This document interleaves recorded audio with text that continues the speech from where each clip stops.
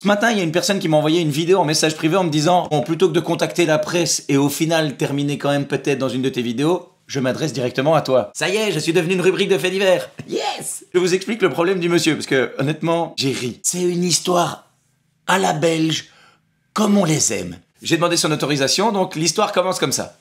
Encore une histoire bien belge. J'ai actuellement une société de recouvrement qui me réclame 13 000 € de gaz. J'ai jamais eu le gaz. Voilà, donc vous avez bien entendu. Une société de recouvrement qui lui réclame 13 000 € de gaz, alors qu'il a jamais eu le gaz. Formidable. Attention, cette histoire, ça fait 7 ans que ça dure. Au début, il a reçu une facture de chez Engie pour le gaz, et donc il s'est dit, je vais pas payer ça, puisque j'utilise pas leur service, je vais pas les payer. Ce qui me semble logique. Mais du coup, il a eu un rappel, un deuxième rappel, par recommandé, un huissier. Tout le tralala, au point d'en arriver à la société de recouvrement. Et à partir du moment où il a reçu un message de la société de recouvrement, il a contacté cette société en disant « Vous êtes gentil, mais vous me réclamez 13 000 € de gaz et je n'utilise pas le gaz. » Bon, là, il y a eu un blanc.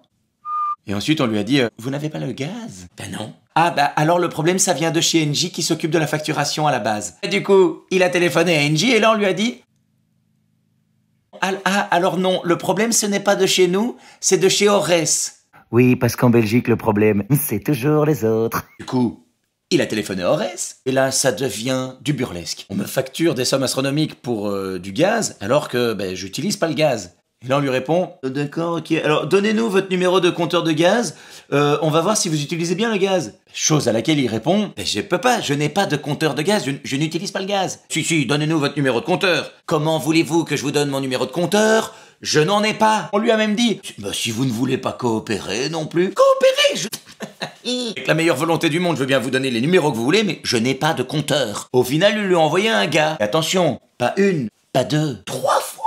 Il y a un gars qui est venu 3 fois pour constater qu'il n'y avait pas de compteur et qui a dit après vérification, vous n'avez pas le gaz en fait vous.